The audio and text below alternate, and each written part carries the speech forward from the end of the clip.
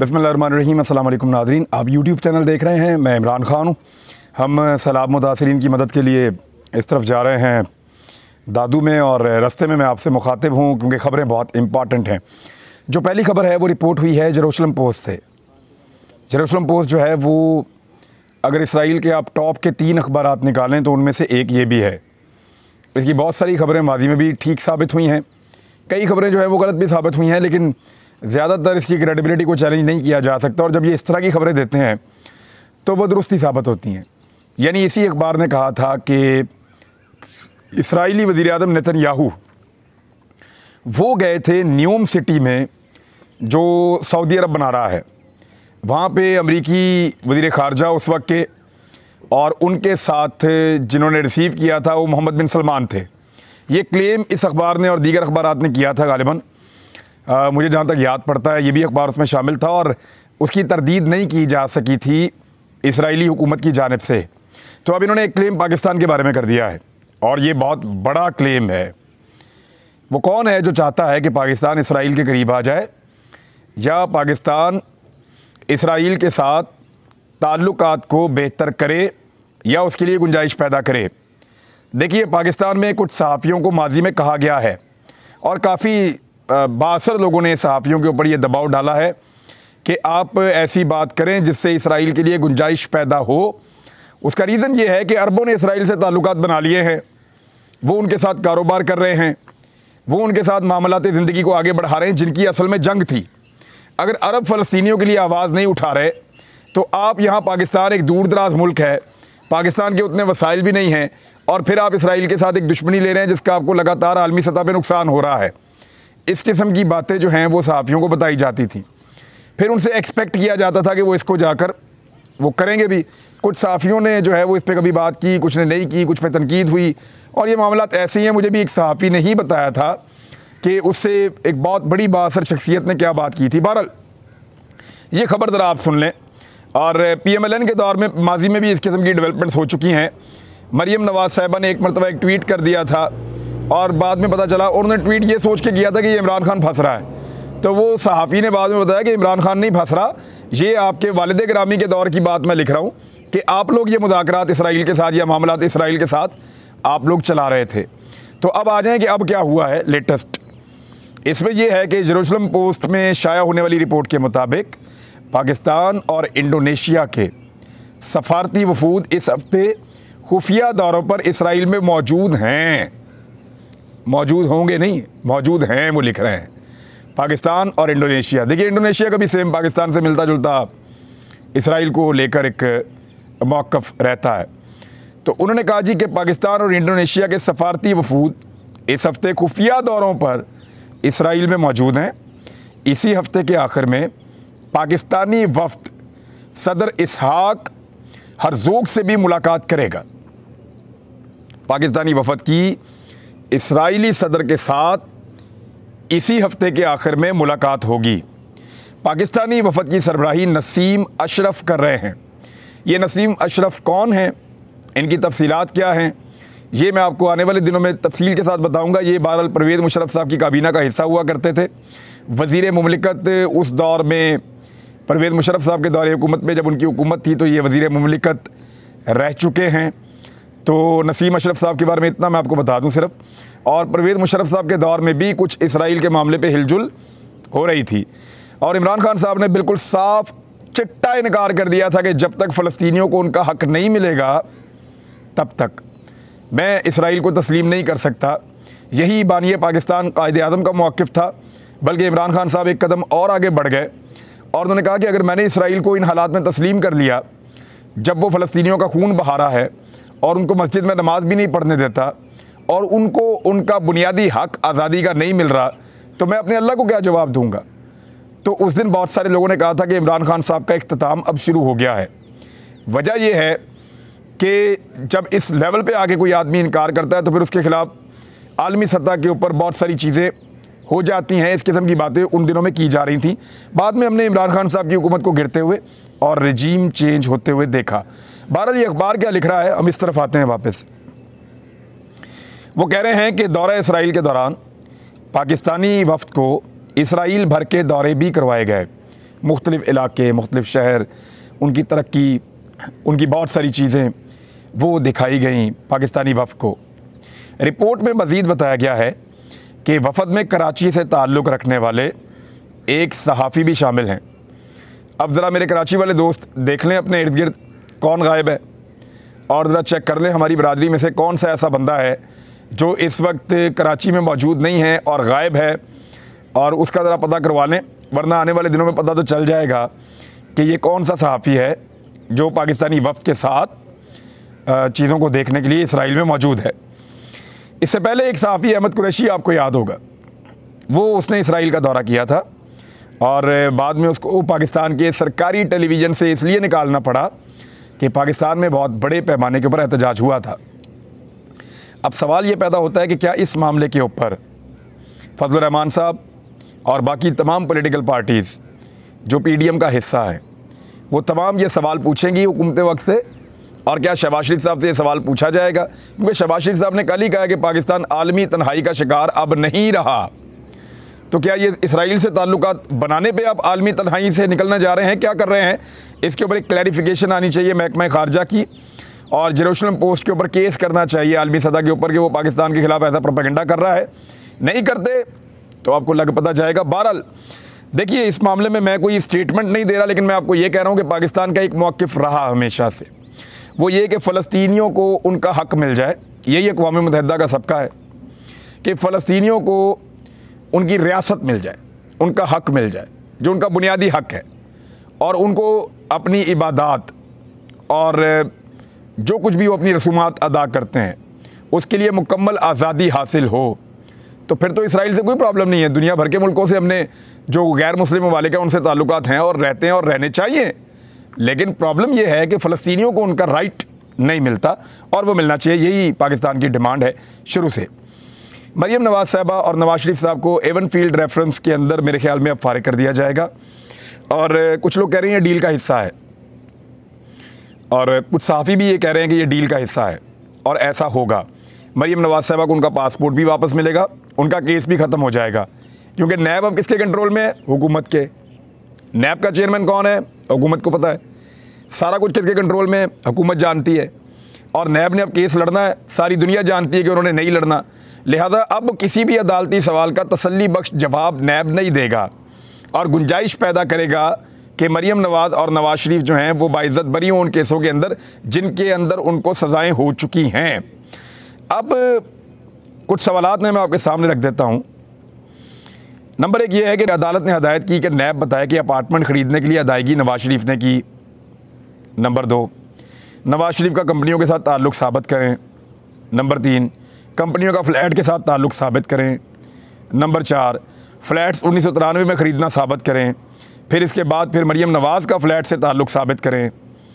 यानी ये आसान तरीन ज़बान में सवालात पूछे गए हैं। इन सवालात को नैब कभी साबित नहीं कर सकता तब तक जब तक कि नैब का जो तरमीम शुदा नया कानून है वो लागू है।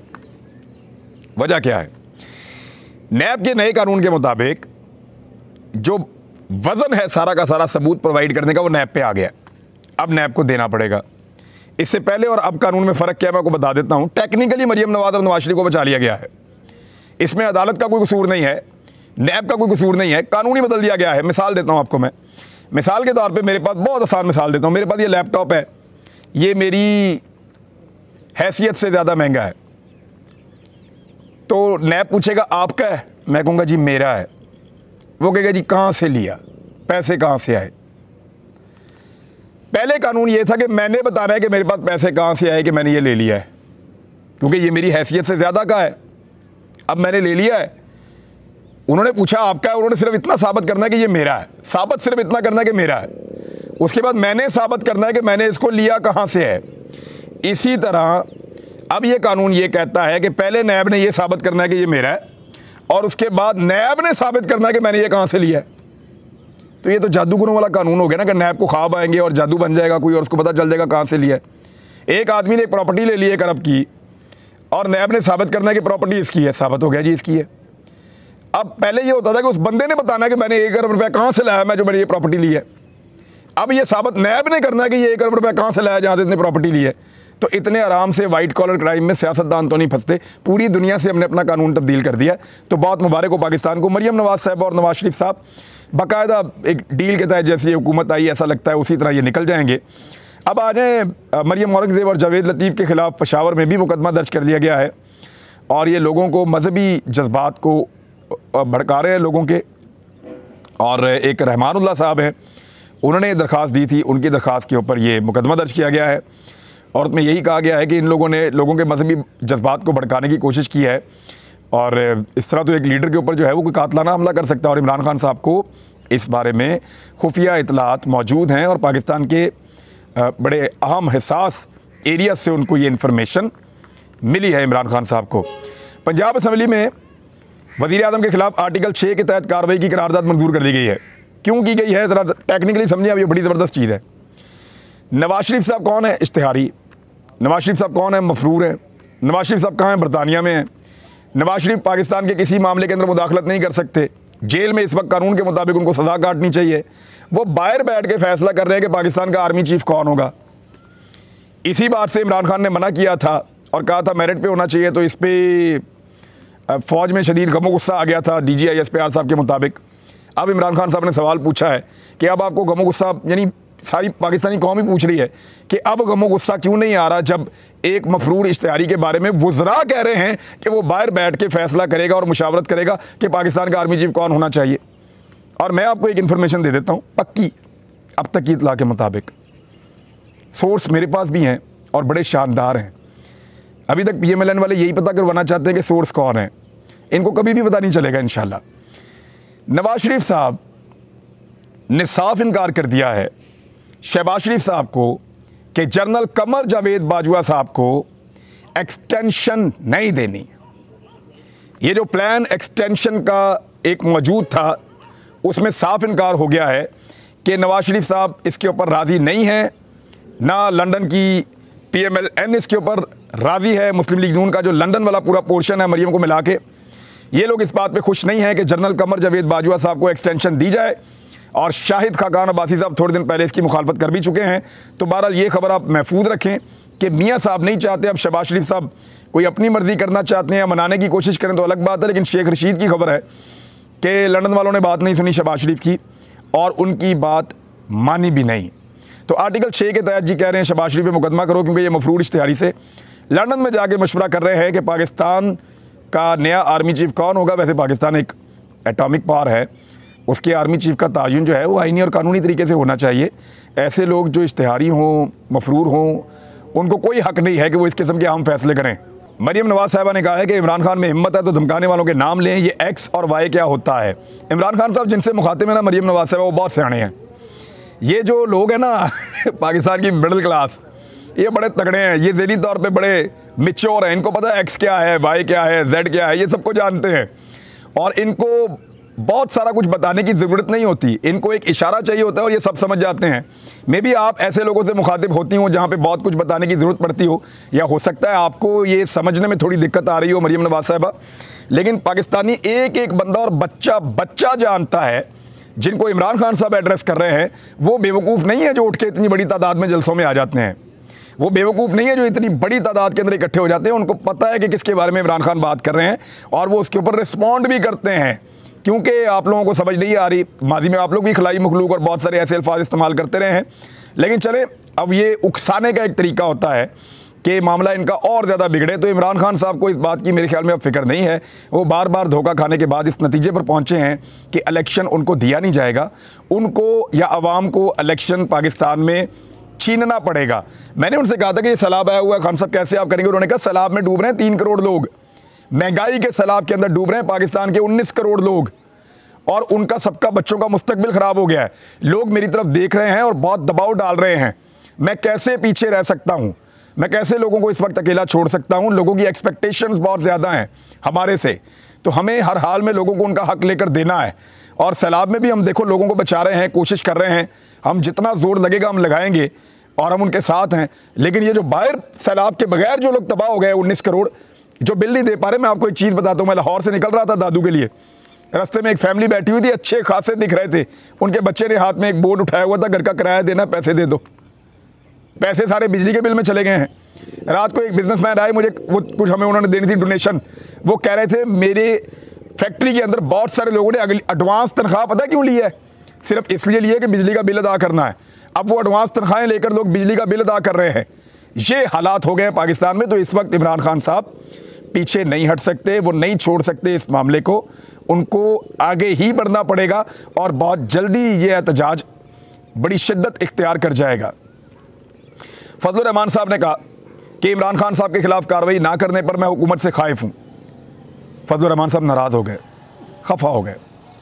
अल्लाह ताला उन्हें सलामत रखे, खुश रखे और उनकी जो खिफ़त है उसका हुकूमत ने मिटाने का बंदोबस्त ऐसे किया कि फजलुर रहमान साहब को सिंध में बुला के सरकारी हेलीकॉप्टर के ऊपर जो है वो सैलाबज़दा इलाके दिखाए गए हैं। ये वो आखिरी आदमी है जो हेलीकॉप्टर पे बैठ के सैलाबज़दा इलाका देख रहा है। सैल्यूट है फजलुर रहमान साहब को। जब पूरा सिंध डूब रहा था तब फजलुर रहमान साहब गायब थे और अब पता नहीं किस हैसियत के अंदर, फजलुर रहमान साहब बैठे हैं जाकर हेलीकॉप्टर में। ना इनके पास कोई ओहदा है, ना इनके पास कोई इख्तियार है, ना इनकी कोई एक्सपर्टी है, लेकिन इसके बावजूद वो जाकर बैठ गए हेलीकॉप्टर में। बहुत सारे केसेस ख़त्म हो गए हैं खामोशी के साथ, सैकड़ों केसेस ख़त्म हो गए हैं।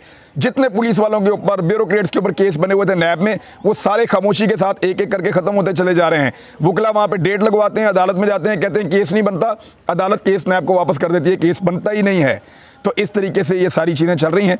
कुछ अहम डेवलपमेंट्स हैं वो मैं आपके साथ शेयर करूँगा, और लेकिन अगले वीलॉग में वक्त काफ़ी ज़्यादा हो गया। तक इतनी अपना ख्याल रखिएगा, अपने चैनल का भी। अल्लाह हाफ़िज़।